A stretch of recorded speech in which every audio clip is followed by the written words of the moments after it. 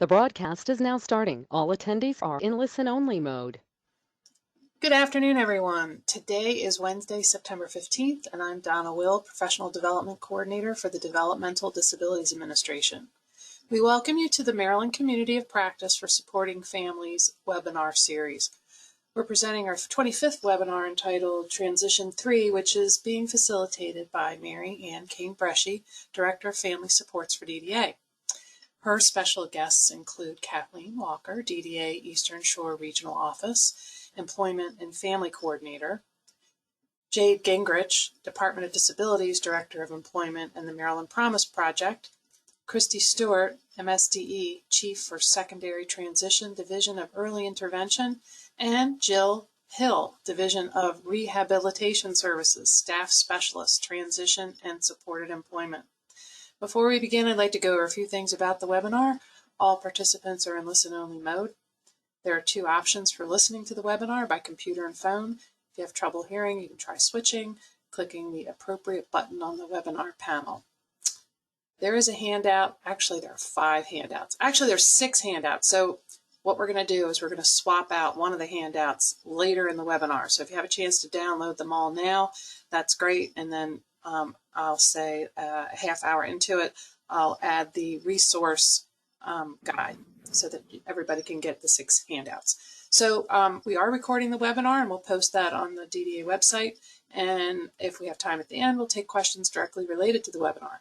If you have a question regarding services and supports, please contact your local regional office. If you have questions related to Appendix K, please submit to the dda.toolkitinfo@maryland.gov email. In addition, we're interested in highlighting how people with developmental disabilities and their families are supporting and caring for one another during this pandemic and throughout the webinar series. So if you're interested in sharing your story, please contact Mary Ann Kane-Breschi directly at mary.kane-breschi@maryland.gov or me, Donna.Will @maryland.gov. And so now I'd like to introduce Mary Ann Kane-Breschi. Thank you, Donna. Good afternoon, everyone. On behalf of the Maryland Community of Practice for Supporting Families, welcome to our webinar. For those of you who aren't familiar with the webinar, if this is your first time, the purpose of this series for supporting families is to bring people with intellectual and developmental disabilities along with their families, however defined, and with others. Together, we want to connect, we share information, ideas, and learn from one another, all in an effort to support each other. We want to build our knowledge, our skills, and resiliencies, not only within ourselves, but within our community as well. As we continue to find our way through COVID-19 and just in life in general. Throughout this series, we've discussed a variety of topics and addressed the concerns with which individuals with intellectual and developmental disabilities and families are facing, not only during COVID, but in everyday life. And we do this with the help of our invited guests and subject matter experts. And of course, we do this through the lens of Charting the Life Course framework. Charting the Life Course. Again, for those who are unfamiliar with Charting the Life Course, it is a set of universal principles and tools developed out of the University of Missouri, Kansas City, their Institute for Human Development and Family-to-Family program. It was developed by people with disabilities and their families to help other people and families, first and foremost, to create a vision for their good life, a meaningful life. What is it that they want in their lives? They were developed to help them to think about what they're going to need to know and do, how to navigate and or develop supports and resources. And finally, in general, just to discover what's it going to take to live the lives that they're choosing and to do it. These principles inform the work, they guide the work of the Maryland Community of Practice for Supporting Families, which is we're part of the National Community of Practice for Supporting Families, as well as that of the Developmental Disability Administration. These principles inform us as we work to create regulations, policies, and practices to really better support people with disabilities and their families across the lifespan and throughout their lives. The first principle, the fundamental principle of charting the life course, states that all people have the right to live, love, learn, work and play, and pursue their aspirations in the community. Now, this principle is absolutely critical to the planning and preparing for and moving through the transition process. Today, we're focusing on the transition from school to adult life. But transition really begins, transitions take place throughout our lives, beginning with birth. You know, this past week, well, last Thursday, my second grandson was born, baby George. He and my daughter-in-law are doing very, very well. But it really provided some time for me to reflect and think about many things. You know, and while I watched well, I was there to help, but as I watched my son and daughter, clearly just first and foremost in their mind is getting through the day and getting through the night, right? Most of us have been there. But there are other thoughts in their mind. There are thoughts about George and who George is and what they want for George. And I can tell you right now, the sky is the limit. And it was true when my sons were born. The moment they took their first breath, I thought of everything and anything they could possibly be and felt that it was truly, truly possible. And my husband and I would support them in every way that we could so that they might achieve their dreams. But I will tell you, when my daughter Maggie was born, she's the fourth, and it was clear at birth that she would have physical disabilities. That all went out the window. And I was aware of that. And I thought, oh my gosh, what will Maggie be? Who will she have friends? Will she work? Where will she go to school? And being raised in Northeast Baltimore, I've lived here all my life, I never saw a child with a physical disability in the community. And the reason was they were institutionalized. And in fact, our pediatrician recommended institutionalizing Maggie. We didn't. But my point being this, what a difference, right? And what I'm inspired by, and you're going to hear about today, is the work. Well, first of all, I think we've come a long, long way. Do I think we have a long way to go? We certainly do. And I can't wait till we get to the day when a family brings into this world a child with a disability and is hopeful and has a vision for their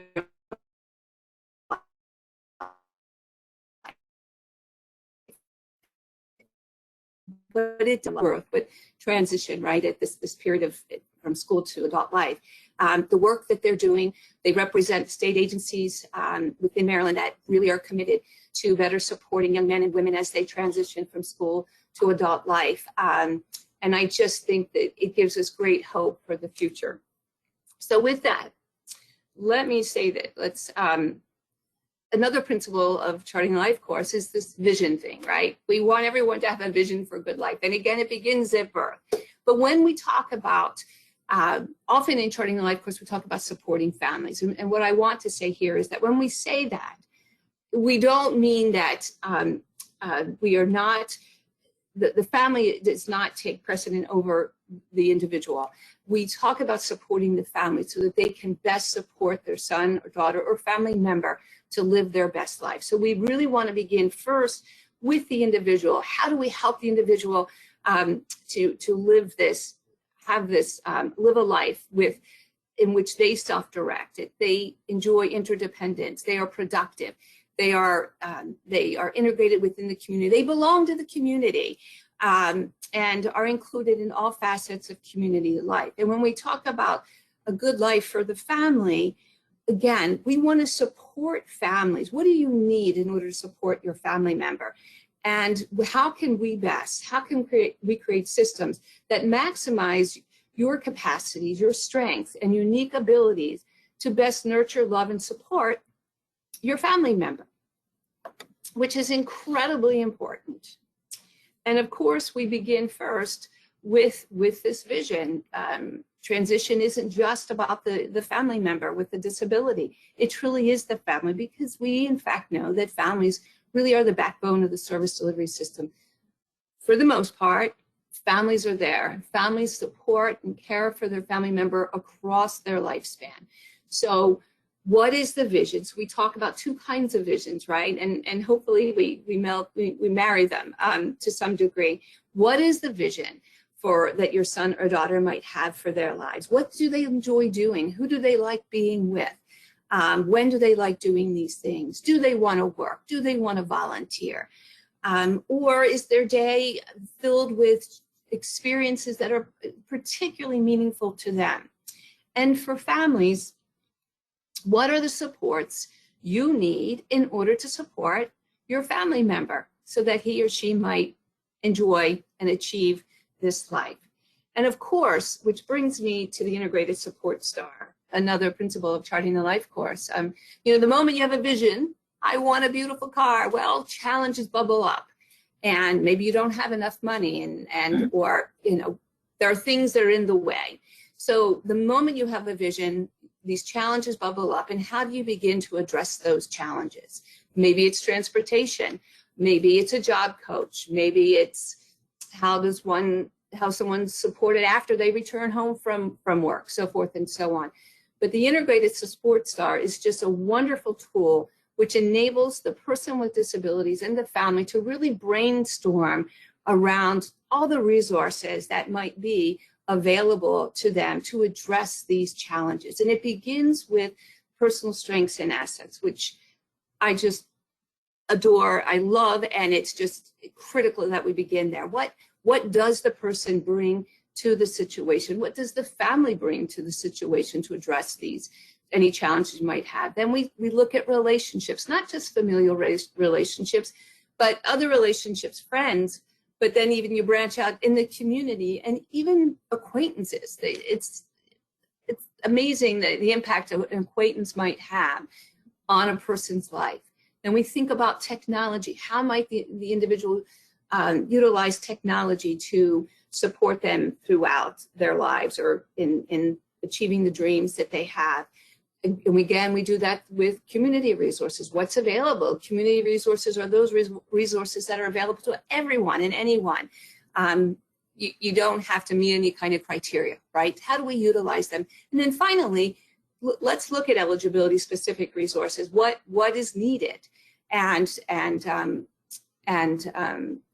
do we identify that, and how do we put those in place in order to best support the individual and the family as well?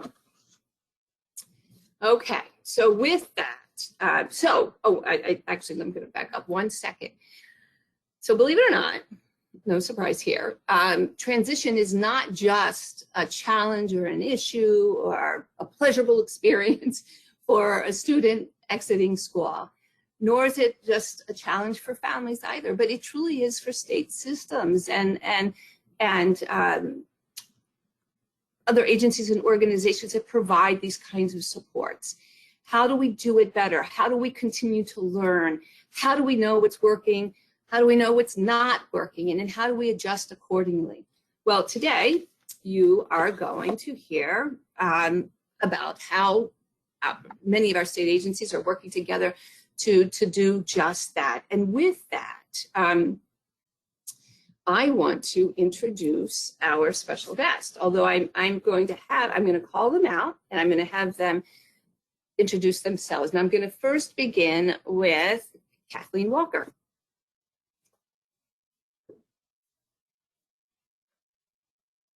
Kathleen? The fire alarm is going off. I apologize. Oh, okay. Well, let's do this. Let's go to, was Christy able to join us? No, she's not here yet, so. Okay, no problem. How about Jade, would you like to go? Sure, I am Jade Gingerich, and I am with the Maryland Department of Disabilities, and I work as Director of Employment Policy, particularly in the space of transitioning youth to ensure that all kids are exiting school on a pathway to employment. Welcome, Jade. Thank you. Jill? Sure. Good morning, everyone. I am Jill Hill, and I'm with the Division of Rehabilitation Services, and I work as our Transition and Supported Employment Specialist. Welcome. And finally, Kathleen. Hi, everyone. I'm Kathleen Walker. I'm the Director of Employment and Family Supports for the Developmental Disabilities Administration, Eastern Shore Regional Office. And I apologize about the fire alarm, but actually the panelists and I were joking just before this webinar that it might go off, and then it did. So today I totally appreciate it. So with that, Kathleen, I welcome you. And just tell me to move the slides forward when you'd like, and I'll do that now with the first one. Sure. So actually, Jade's gonna actually start us off on the first slide. Great. So Maryland has created a state agencies transition collaborative, and it came about 5+ years ago when there was an opportunity for a National Technical Assistance Center on Transition NTACT grant. It was a competitive request for proposals from states, and we discussed, while Maryland has a very good reputation in terms of what we do around transition, we recognize that there was a need, particularly in that interface at the state agency intersection, and also to broaden the number of partners at the table for a variety of reasons. And so an application was submitted, and we were selected, and as a result received 5 years of intensive technical assistance to help us with improving our state level coordination, as well as the implementation of evidence-based practices. And the emphasis was on ensuring that students with disabilities, including those with significant disabilities, graduate prepared for success in post-secondary education and employment. But we made the decision, while the emphasis in terms of the grant was to be on vocational rehabilitation and education, we felt that it was really important in Maryland to pull in a number of other partners. So the Developmental Disabilities Administration, the Behavioral Health Administration, Career and Tech Ed from under the State Department of Education, and Labor are some of the partners that have historically been part of it, as well as Parents Place, the Parent Family Training and Information Center. They're the representatives that help us with that family perspective, and local school systems. We have several local school system representatives, as well as the University of Maryland representing higher education. And it's been a really important opportunity to come together to sort of learn where the lines are, and where and so forth. There's a lot of misunderstanding around sort of what the agencies are required by federal law, what they can and can't do, where the gaps are, and really a lot of discussion and education so that we can better align things so that the family's experience and the youth's experience is more effective and more seamless in that process. Kathleen, next slide. Great. Okay, well, thank you, Jade, for the introduction, the historical background. So we're going to start talking about the why. Earlier, Marianne talked about charting the life course and the why. What is the vision? Why do we do what we do? What is the good life that a person can access, especially around this specific subject of post-secondary transition? So just for some background as well, over the past several years, roughly 30% of total student population, that's ages 3 to 21, with an IEP, are transition-aged youth. And in the state of Maryland, transitions start at age 14. They're receiving transition services that ensure they exit school connected to post-secondary education and or employment. However, many of them will not be eligible for, or they might face waiting lists for services. So this specific group, the Satsi MD, is working statewide with regional and local levels to ensure that all students with disabilities will have a post-school pathway and exit school connected to that path. That's really part of our core values, and really what drives our work is to increase access for services and support families and the person transitioning to access those supports and services through transitioning from school into community, career, or college. So next slide, please, Marianne. So we talked about the state agencies transition collaborative. Jade mentioned some of the partners earlier, but this slide just has the overview of all of our current partners. I would just like to say that we are always willing to try to expand our membership, and we're working towards that as part of our targeted goals this year. But as of right now, the Developmental Disabilities Administration is a partner, the State Department of Education, the Division of Rehabilitation Services, so that's Jill, the Parents Place of Maryland, the Department of Disabilities, that's Jade, Department of Labor and Licensing and Regulation, the Maryland Coalition for Inclusive Education, and the University of Maryland College Park Center for Transition and Career Innovation, and last but not least, the Behavioral Health Administration. So you can see there's a lot of partners that come to the table to do this work, and we're a great working group, and we're going to continue to really expand the positive outcomes for students in post-secondary transition. So next slide. All right, so our vision is an impactful vision which guides and grounds all of our work that we do and our efforts put forth. So the Satsi MD vision is all students will exit school informed and connected to community, career, and or college. You can see that it's not just about employment.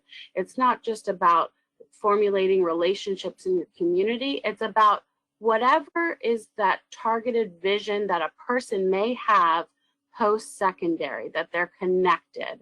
And that really drives our entire work. So it's a very impactful vision that grounds us, but also drives us. So next slide, please. All right. So I believe Jill. Yep. And I'm just going to piggyback off of Kathleen and Jade and for this MOU, this Memorandum of Understanding, because what this page is really about is solidifying all the work they were discussing with the group members they were discussing. So we had all come together as a group. We were putting in a lot of work and to really support the young adults, and we were seeing great outcomes from the work. And now it was really time thinking, how do we sustain it? How do we make sure that this group is around even after our grant was over that Jade discussed at the beginning, because we wanted it to be longer term to continue to support the young adults in Maryland. So we came together, we had all the work, we had a great vision, all the agencies were on the same page, and all the state agencies recognized the value of the work of the group. And they came together and agreed to formally commit to this group. So, and that's where, with that formal commitment in June 2021, we became officially Satsi MD and entered into a super memorandum of understanding with the main purposes really to be, again, to sustain that work without that federal funding. Because before we had a federal funding that was really solidifying us and pushing the work forward. But again, that was time limited, and we wanted to make sure that the work continued. So once this was signed, all the partners that Kathleen had mentioned had formally committed to, we are going to do the work, we do support this vision, and regardless of the specific individuals that are in the group as people move on or take new positions, we still commit as an agency to supporting this cause. So that was a really great. And again, with this MOU, it's also looking at continuing to improve that interagency collaboration and coordination of services for the transition of youth in support of all our federal laws.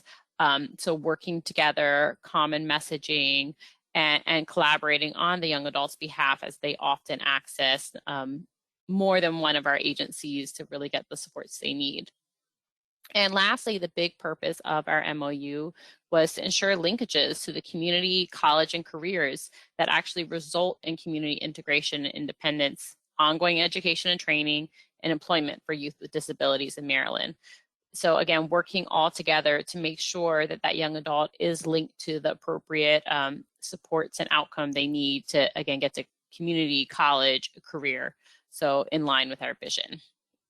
So that's where, and now we are officially solidified and working as a group to support these young adults. So next slide. Great, thanks, Jill. You know, it's important to understand that, you know, as students exit school, part of the transition process is that planning piece, recognizing that as opposed to a system that, you know, when you're school aged is dominated by education in terms of access to services and so forth, you come out to an eligibility driven world across multiple partner agencies. As was referenced earlier, there are waiting lists for many services. And so navigating and ensuring that linkage is challenging. Some of the challenges are federal in nature. You know, they don't always understand the way that these things hang together. And so coming together through that state agency lens, and I can't stress enough the importance that it is the state agencies, this is a state agency group, to really be working together to figure out how these pieces can fit together more effectively is really important. And as Kathleen said, we are looking to include some other state agency partners. We've been in discussions with DHS, DJS, again, to make certain that we're having a robust lens, because, you know, our focus is not just on individuals with IDD who are exiting school at age 21 into the DDA long-term support system. We really want to create a system that provides all students with disabilities multiple pathways to employment. And so covering that full array of student who may have an IEP exiting school. Some may be exiting with high school diplomas, others may not, but every single one of them we want to ensure make a successful transition to competitive integrated employment, the community and/or post-secondary education, or to ensure that they're connected to some place that's going to give them the support services and training that keep them on a pathway to employment. You know, so the competitive integrated employment, the expectations, the communication, helping to facilitate those linkages, and helping to ensure that our systems are working together are really some key aspects of the discussions and the work that we do. Next slide. So again, some of our goals, this cross-agency collaboration and coordination, particularly when serving the students and youth with disabilities, so that their individuals and families may experience accessible, seamless, and non-duplicative services. We want to make certain that every service matters, but that they build on one another. We don't want students and families just be getting the same service over and over again from different entities, but rather that it, you know, each experience build on their knowledge and understanding and their ability to then make that transition. We also promote innovation in program development across agencies by using research-based practices. There are a number of indicators, best practices for transition. Employment is one of the things that there's research associated with, that paid employment while in school is a great predictor of paid employment post-school, and so those predictors and how we can implement and integrate those items and emphasize those in the work that's going on.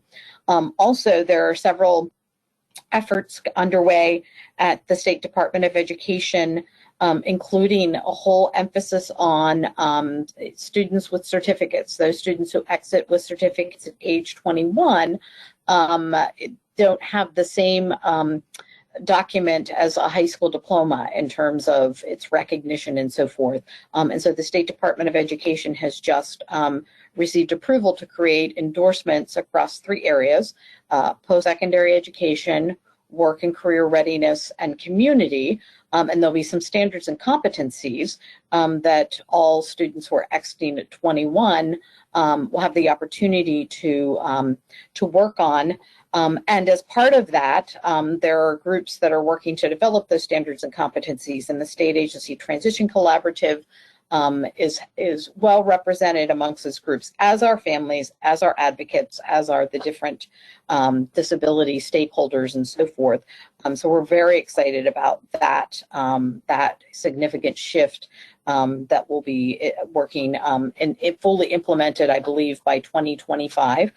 We also have a linkage tool, because one of the challenges of transition is that, you know, the schools provide that transition plan. They provide information to families about post-school services, but the onus is on the families to make application for those post-school services.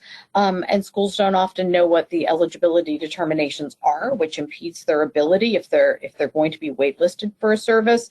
Knowing that can help them to find alternatives. Like if, for example, they're waitlisted at doors, they could be referred or linked to the America's Job Centers, which provide summer youth work experiences as well as supports for all job seekers with and without disabilities.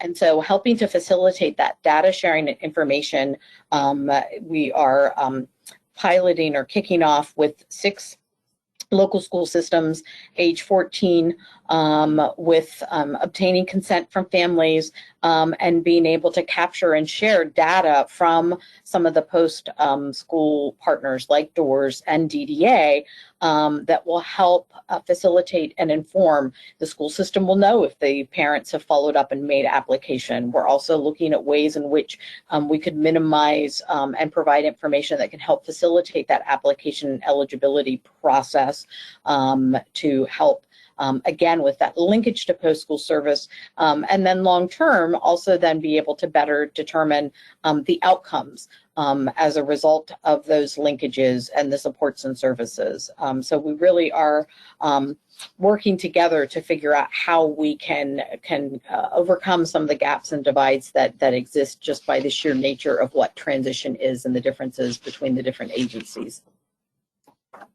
Jade, this is fantastic. I know we're going to take questions at the end, but I'm wondering if you could just repeat when you were talking about the certification, graduating with a certificate versus graduating with a diploma. The certificate doesn't, you talked about 3 different focus areas in which folks could become, there would be standards and competencies around. Could you name those 3 areas again, please? Sure. It is post-secondary education, it is work and career readiness, and it is community. So of course it aligns with all of the other aspects, so, you know, of the 3 primary areas. So. Additional MOU goals are common communication strategies with emphasis on families and youth. Those of you who may have interacted with me may know that this is something near and dear to my heart. There's nothing that drives me crazier, both as a personal parent, but also as a professional, when I see information comes out that is so text heavy, uses such involved language and just is very confusing and not very user friendly. And so working together to ensure that there's consistency of communication and what we're telling families across the agencies, but then also having it be presented in a way that really is family friendly and youth friendly is really critical. And you'll see from some of our documents that we've prepared some of the examples, and really hoping to create sort of that standard or examples of how it could and should be done that works well with families. We also have annual leadership coordination. So at least once annually, we brief the leadership on the work that we're doing. You know, if we encounter some barriers or challenges, we can run it up to our leadership. We are supported and empowered by our leadership through our work, which is really important and critical. And we are incredibly grateful to the leadership that they do support the vision and the work that we're doing.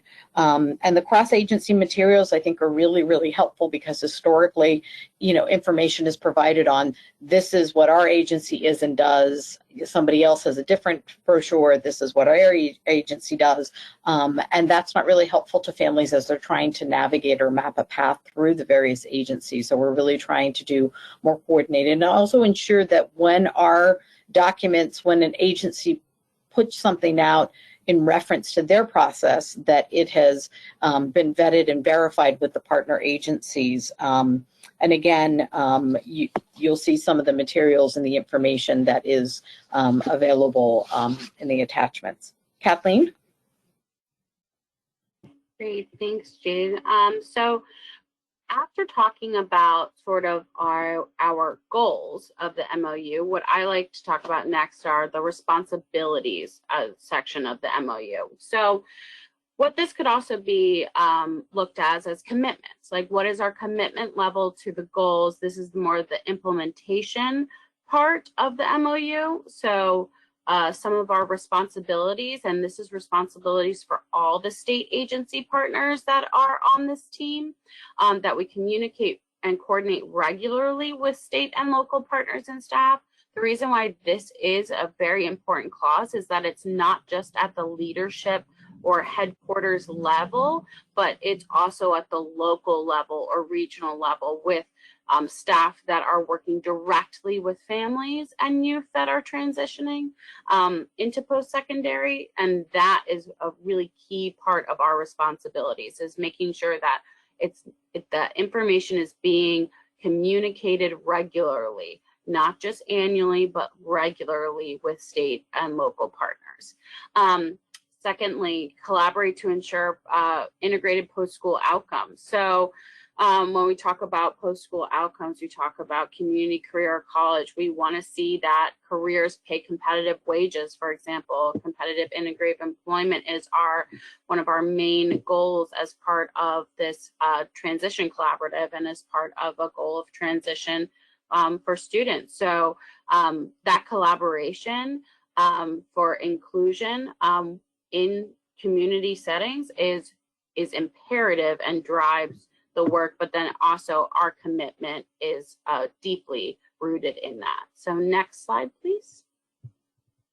In addition, promote charting the life course. So the state agency's transition collaborative has acknowledged that even though the Developmental Disabilities Administration has definitely supported and promoted the charting the life course tools as far as in our person-centered plans, in our waivers, and also our communications, the goal of this group is to also promote the charting life course through other state agency partners.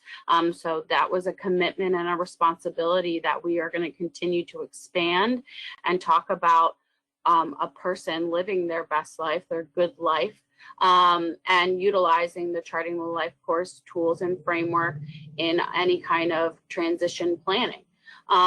Then we also, of course, promote employment first. We believe very strongly across all state agencies that are part of this partnership that employment for all drives what we believe is our goal, is our trajectory. It is our star, and we want to be able to promote competitive and integrative employment for all students with disabilities as an outcome.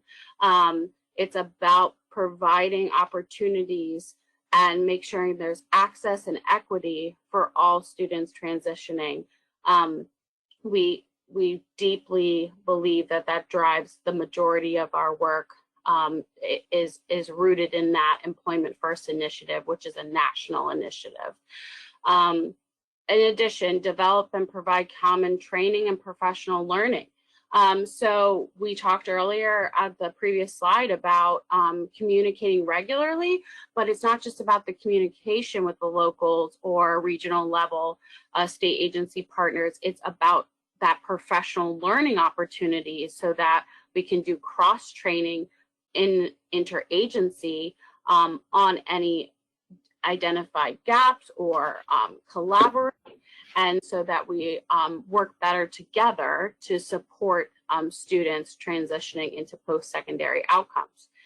Then we also committed that we would share responsibility for publications, dissemination, and education of joint communication. So that means that we are committed, just as Jade explained before, we're committed that our communications will be accessible and supporting families and students through transition, and that we each have that responsibility as a member of the state agency's transition collaborative to provide that dissemination in a clear, concise manner that really supports post-secondary transition. So those are some very key responsibilities that we have committed to.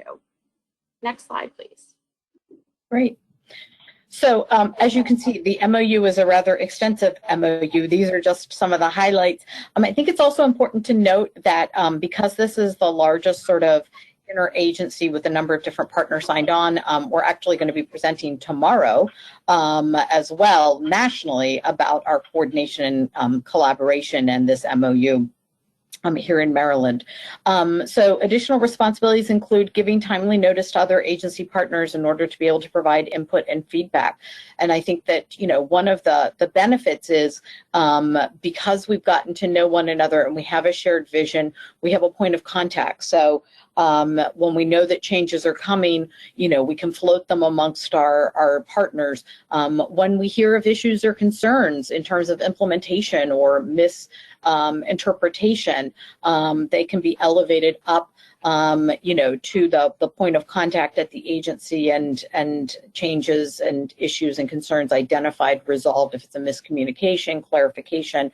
And so there's macro as well as micro efforts going on, but having that point of contact has been really helpful, as well as developing the different information materials for each stage of the transition process, starting even in middle school. So trying to push things down earlier. The transition resource guide that is amongst the materials, we've just distributed those to the local school systems and asked to get them even into the hands of, you know, early intervention services and so forth, through the family support individuals at the schools, getting the information out earlier, so that we can be starting to set higher expectations earlier, because we really need for families to have a bigger vision than perhaps their individual experiences may have been framed out for them. And so we're looking at different ways to, again, expand the partners at the table,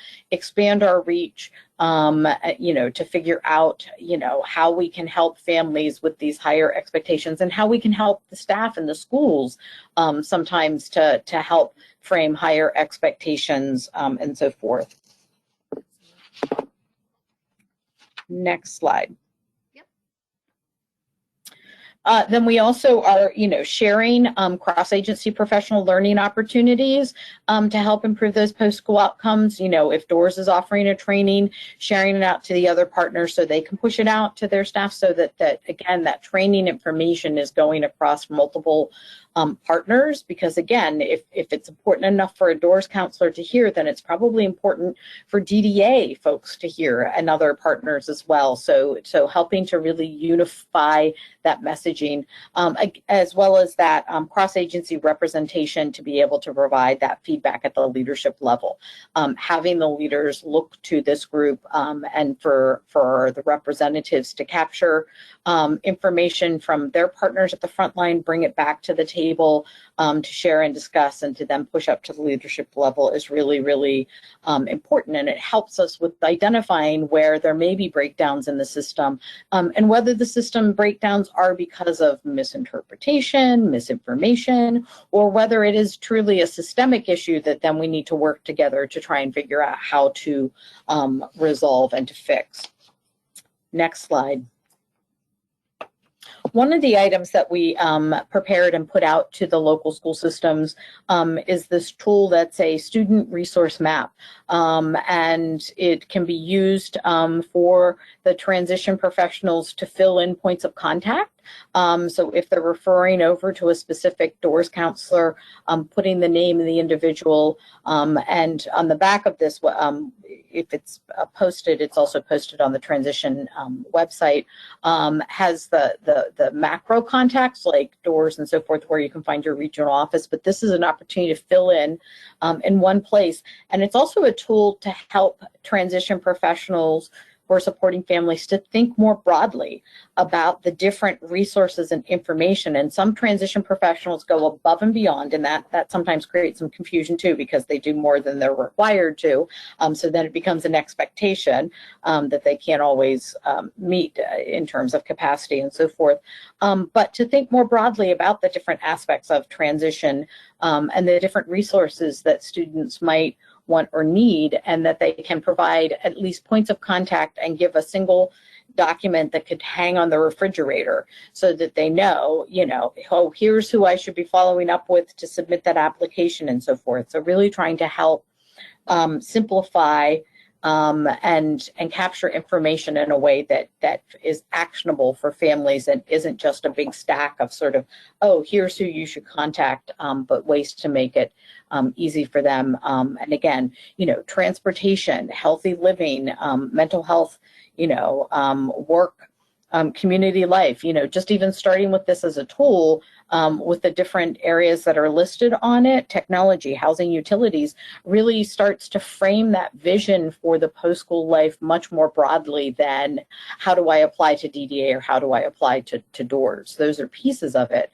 But, the application to DOORS at the end of the day is an important piece, and it's an important step in the application process, as is application to DDA. But that's not the end goal, right? The end goal is, the outcome, the meaningful life, the employment, to the degree living independently, being able to navigate transportation independently. All of these things are means to an end. They're not the ends in and of themselves, and helping to not lose sight of what the long-term vision and end is, and what are the places along the way to help you get there, I think is really, really key when we think about our framing for transition and the work of SATC. Awesome. Kathleen? Great. Well, thank you so much, Jade. So to kind of, so that concludes our overall goals and responsibilities and MOU overview, but we wanted to also talk about DDA's vision for transitioning youth post-secondary. So as you can see here, we utilize the Charting Life Course trajectory. We want more of employment first community membership. We want flexibility. I think, especially in a pandemic affected world right now, we've really seen the positive impacts of flexibility of receiving supports, and especially during the transition process. So then we talk about building capacity. We want more capacity. We want our locals and our leadership to be communicating and doing cross trainings and those professional learnings to support families and transitioning youth. We also want quality, right? So it's not just about the initial communication linkages, agency linkages, the supports and services. It's also the quality of those supports and services. What are the outcomes that are actually coming from this work? We want seamless transition. I think those are some of the really big vision and goals of the state agency's transition collaborative, is that we want seamless transition. We want that for all families and all students. And definitely to talk about some of the negatives, we don't want unemployment and isolation. This is a really big time in our history to basically check on people, because many are isolated far more than they have been due to the pandemic. So that's when we talk about flexibility. How can we reach you and support you through a transition after you exit school, and link you to these state agencies to support your outcomes? We don't want restrictions or lack of choices either. I think the student resource map kind of, you see that there are more options for supports that maybe you initially thought. Maybe you only experienced that, oh, I'm just going to apply for supports from the Developmental Disabilities Administration. Well, look at all those other resources that maybe that haven't been utilized or accessed. So we definitely want to promote that choice. And we also want to grow and support natural support. So we want to support families. We don't want eligibility support only lives.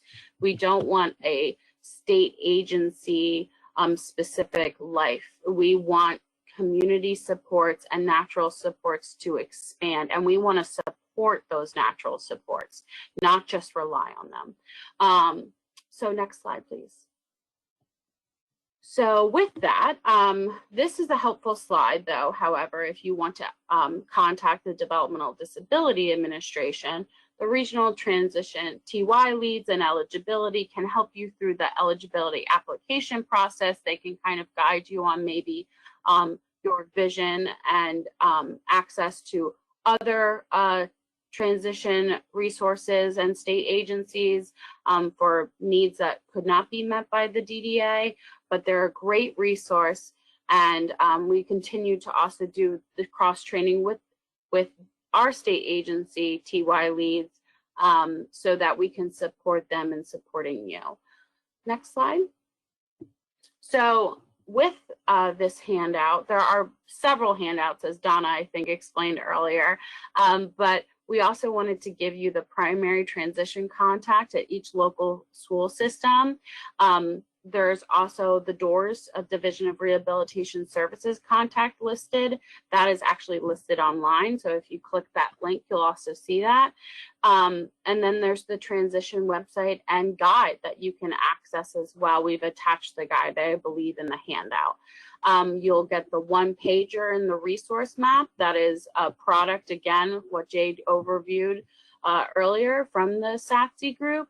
And then we have some Charting the Life course products on specifically that age group of transition and mapping out and planning for transition. So those hopefully will be helpful handouts. And if you have any questions, feel free to contact the TY leads or any regional office so we can help assist you in utilizing these resources. Next slide, please. Okay.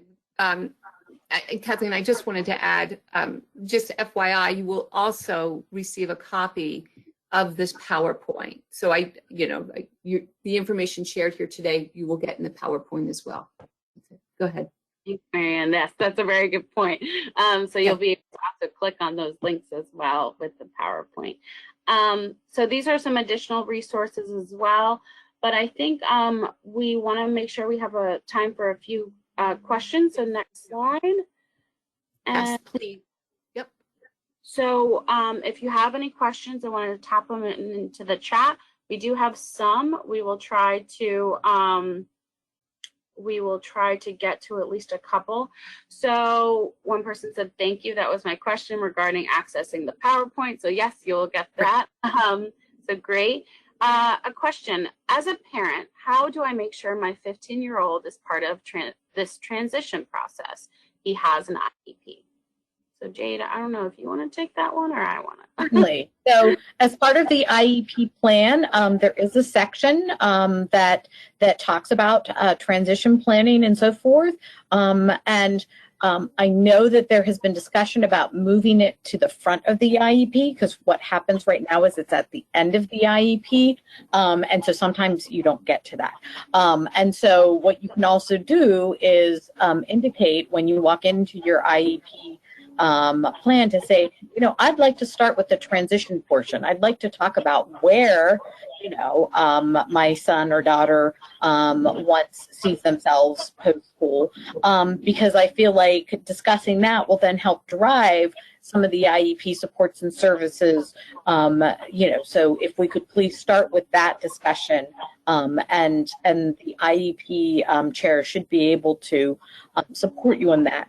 Each county also has a transition coordinator, so if for whatever reason your IEP chair doesn't seem to know what to do about transition, please let the transition coordinator know, because I know they would want to know, because they work very closely with Christy Stuart. They get a lot of information that they push out, and they're very engaged and very knowledgeable, although we have had some recent turnover, so we have some newer folks there, but even the new folks that have come on are quite good.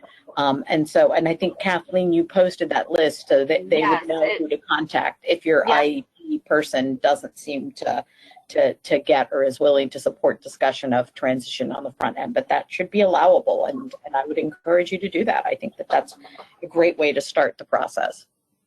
Yes, and especially since self-advocacy is one of the main key goals that we really support as far as outcomes for students, all students, but especially students with disabilities, involving your son or daughter in the IEP process related to transition or just related to the IEP process from the beginning is essential.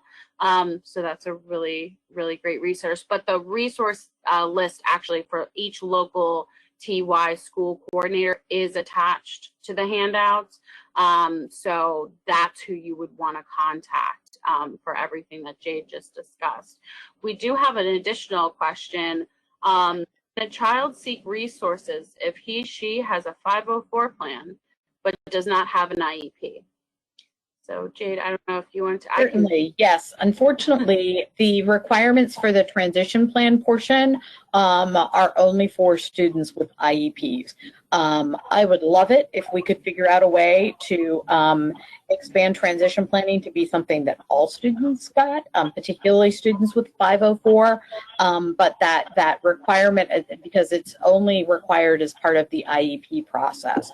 That said, all of the information and resources that are available certainly apply to your student who has a 504 plan, and I would encourage you to access the resource guide and to even reach out to the transition coordinator again in your local school system to say, you know, I understand that because my student has a 504 plan, they're not eligible for transition planning, but I'd love to get information and resources from you if you could share that with me so that I have that to help, you know, independently navigate that transition process.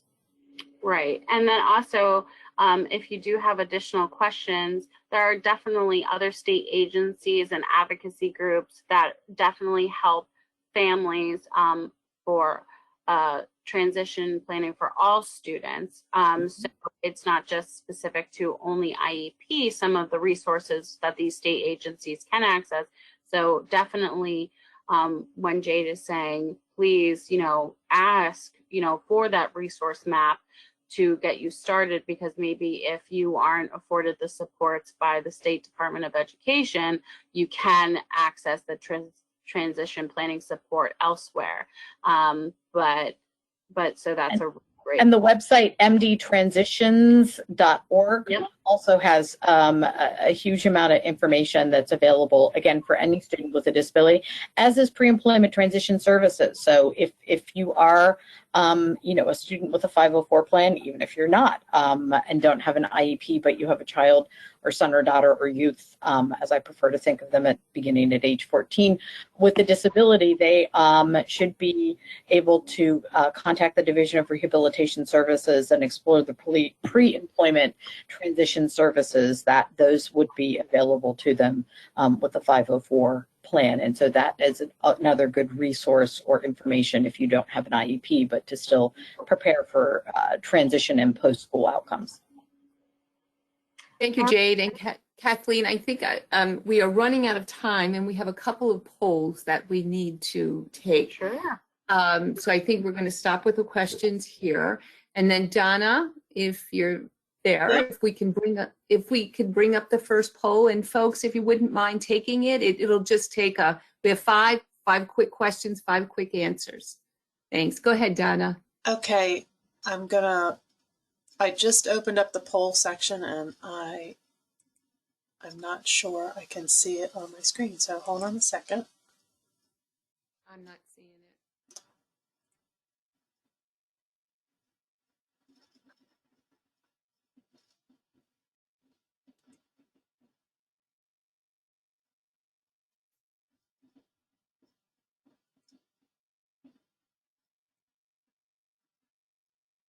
I totally lost it. Okay. Okay.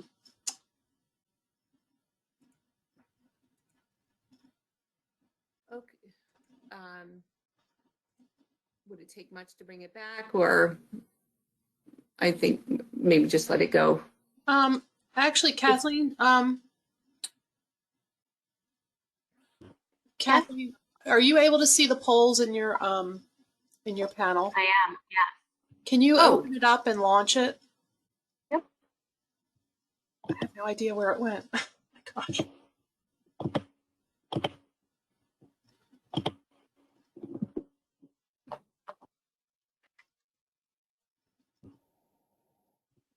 Do you see it?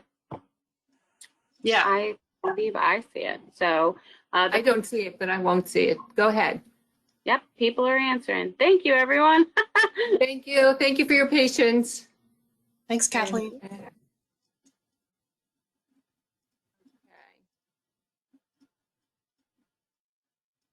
And I guess once that slows down, if we could share the second poll. Yep. So about half have voted. We'll Okay. give it a few more seconds. Okay, sure. I'm just not able to see anything, so I'll defer to all of you. I think we can close it now. Mhm. And then share. Sure. all right, the quick poll to where do you live? You can see that we have divided the answers into each of our regional offices. So you can see the counties listed next to the regional office region. Okay, great. I'm gonna launch the next poll. Thank you. We'll give 45 seconds for this.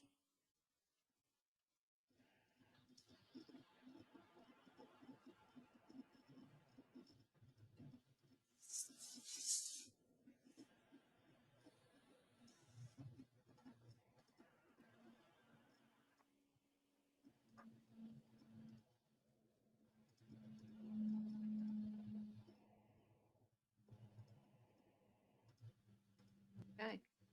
All right.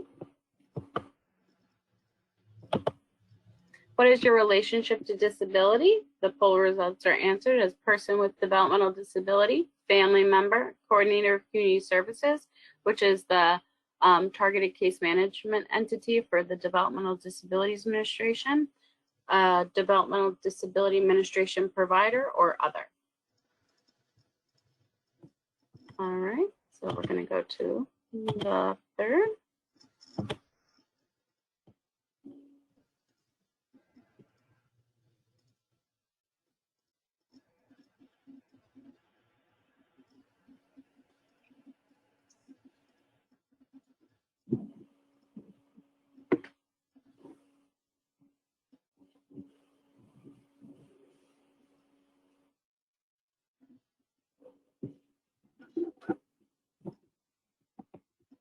Okay. All right. So are you or the person or persons you support receiving services through the Developmental Disability Administration? Yes, no, or I'm not sure. Those are the answers from that poll. Okay. Then we're going to go to the next one. We only have one more after this. Yeah. Thanks for hanging in there, folks. Were you satisfied with this webinar? Not satisfied, satisfied, or greatly satisfied? I feel like I learned how to do a poll today, so I'm very satisfied. That's fine. Done a great job. We'll give another 10 seconds. Okay.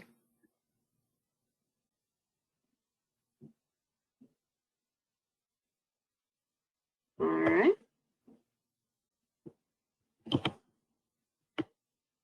Well, it seems that no one was not satisfied, so that's very kind of you if you didn't put it if you weren't. So we have satisfied and greatly satisfied. And the last poll. Depending on the topic, will you attend future webinars? Please select one, yes, no, or maybe. And while folks are completing the poll, I just want to take this opportunity to thank you, Kathleen, Jade, and Jill, for being here today, presenting the information that you have, and most importantly, the work that you and the agencies are doing to really create an environment, community, better systems, connections, relationships, to really support youth with disabilities and families through this transition process so that they ultimately truly do lead lives that are meaningful to them. So thank you very much. You did a great job. Thank you, Marianne. So we have our last answer, and depending on the topic, will you attend future webinars? Overwhelmingly said yes and a little maybe, so that sounds great. Well, thank you so very much for everyone, and thank you, Marianne, for always hosting us. And looking forward to the next COP, which I think there's a slide actually that says our next meeting. COP? No, our next webinar. I apologize. Right. Well, before we get to that, again, thank you to all of you that have joined us here today. I also want to thank you, Deputy Secretary Bernie Simons and Patricia Sestoki, for making this possible. And I hope you'll join us next month on October 13th. And we'll have the wonderful Kathleen Walker back with us again. We will be talking about employment. Until then, remain healthy and happy and safe and all good things. Take care. Bye-bye.